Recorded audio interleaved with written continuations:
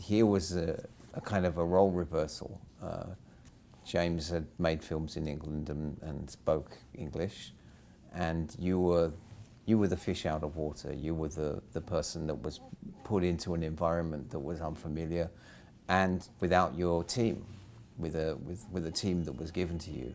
So, what was the experience of that like for you? And did you have trepidation, or were you excited to have this experience? I was excited to have the experience, but it was a tough one, you know, because I had to. I had to prove that I was a cinematographer, and not a bad one. All this English crew, they were looking at me just like if I was coming back from March with this French guy coming, because I was alone. I came alone. My only friend on the set was Jim. And so, how did you win their trust or confidence? By the quality of the work, little by little, you know. And but it's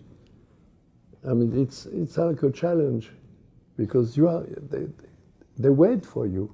They want to see how you do. Why the cameraman is the cinematographer is coming from France? We have so many good ones in England, which is true, of course.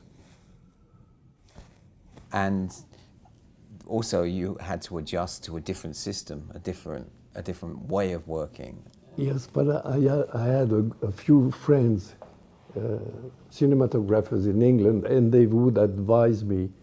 They gave me the gaffer, they gave me I forgot comment on dit le machiniste, the grip. All those people had been recommended to me by good English cinematographers, good friends, like Peter Solditsky and so on, and a few. And so then you understand also that it's a family. The filmmakers are it's a big family. And some families are happier than others, but so James, why did you choose Pierre for Maurice? Well, two reasons. I chose Pierre for Maurice. Well, first I was very, very happy with Quartet. And then I thought it would be interesting to bring a foreign cameraman into England, and particularly, well, a French cameraman, but any foreign cameraman almost, to shoot in all those buildings and places and cities and so forth that have been shot a million times by English cameramen, and which we know so well. Like the colleges of Oxford and Cambridge, they've been in how many films they've been in? Well, it was, I thought, to have a new eye on the English landscape and in English buildings and places like Cambridge, I thought that would enhance the film. And then there was a second reason. I felt that I wanted a somewhat more worldly cinematographer who would not be put off by the subject matter of the film. I felt that it might make, there's a certain kind of very male kind of English cameraman type and camera crews that might not be so happy about the kinds of scenes we had to shoot in Maurice. And they'd feel uncomfortable, and feeling uncomfortable, they wouldn't do their best. And particularly if the cameraman's not doing his best, where are you? So that was the other reason.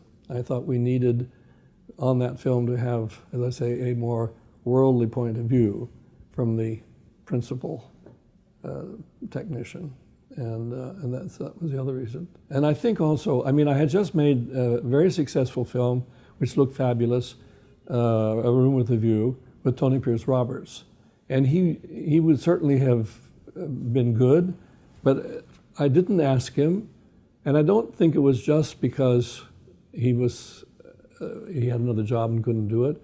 I think I had this feeling that Tony might be, he might be uncomfortable with the subject matter of the film.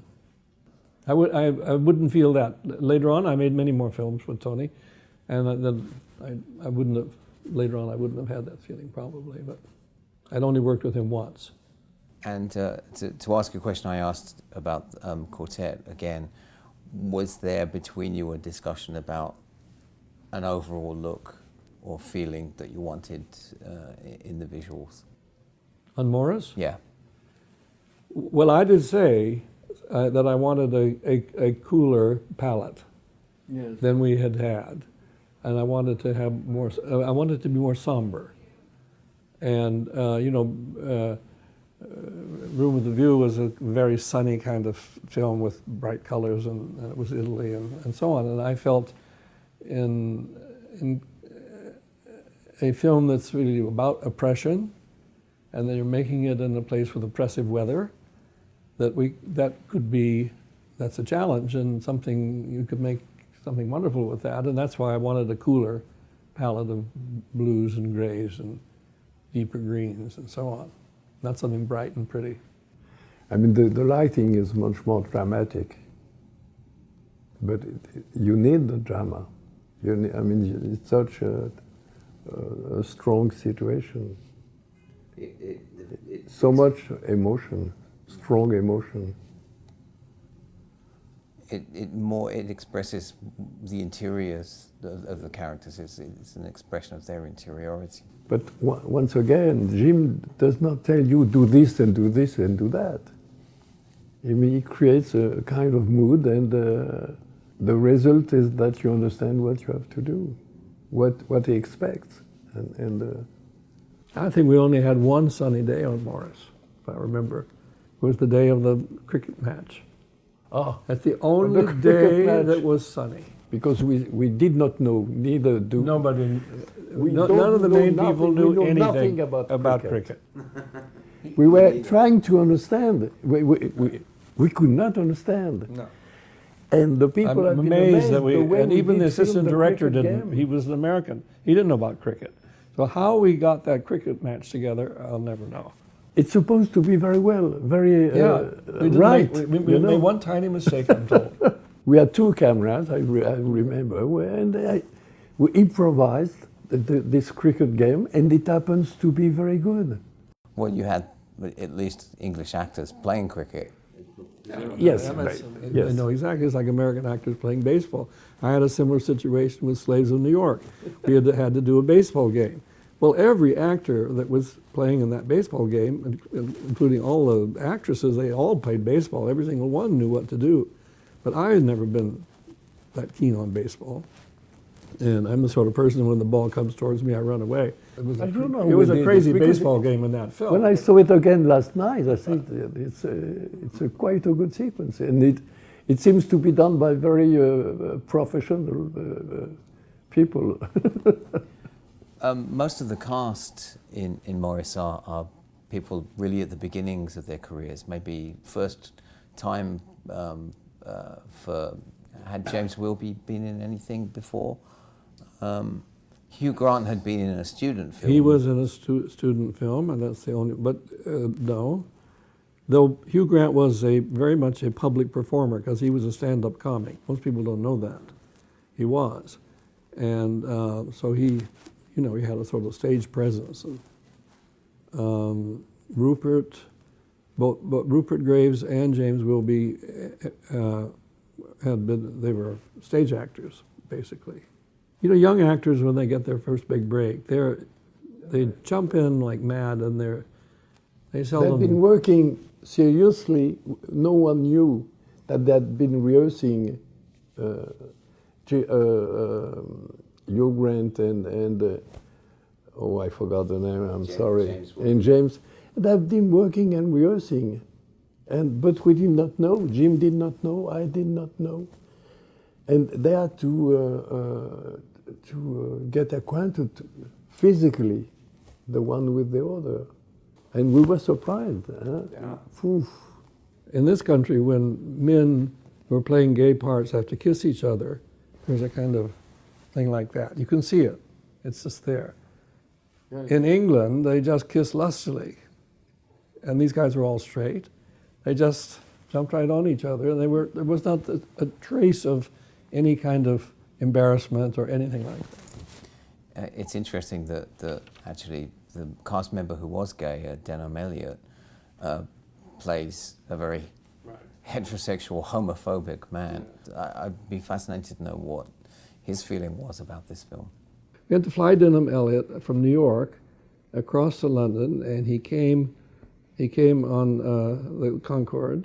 He was only available for a couple of days. And then what did he find himself doing? But he was having to examine a naked James Wilby, and which he did, wonderfully cleverly, and then fly back again, like the next day back to New York. That was just to come over, look down at James Wilby to see if he was indeed sick or had some problem, and then get on a plane and go back. That must have been one of the last things that he was in I think before so. he died. Yeah, I think that I don't think he did much after that. But I had no idea that he was gay. And no one had ever said anything to me, and I didn't know that. So when I heard that he died of AIDS... Oh, I didn't know he died of AIDS. He did, and I was very surprised. Did you both feel a certain pressure in making the film because of the importance of the subject? There really hadn't been a film like this that I can think of. So did you feel a certain kind of pressure between you that you had a responsibility in a certain way? Not really. I didn't feel that. I mean, when we suggested to King's College, well, of course we were suggesting after the success of A Room with a View, but when we said to King's College that we'd like to make Maurice, they were not. They didn't think maybe that was. They weren't so happy about that. Why couldn't we have picked another book? And because they thought that it was Forster's least good novel, and that perhaps it would have the film might bring his reputation as a writer down or some sort of thing. So the only hesitation was about that area. It was in the area of literary criticism and so forth, and the reputation of a dead writer and that kind of thing. But it was never, ever about the subject matter as such. I mean, no one ever, and when the film came out, I think people didn't dare, because when it came out, it was at the height of the most terrible part of the AIDS epidemic.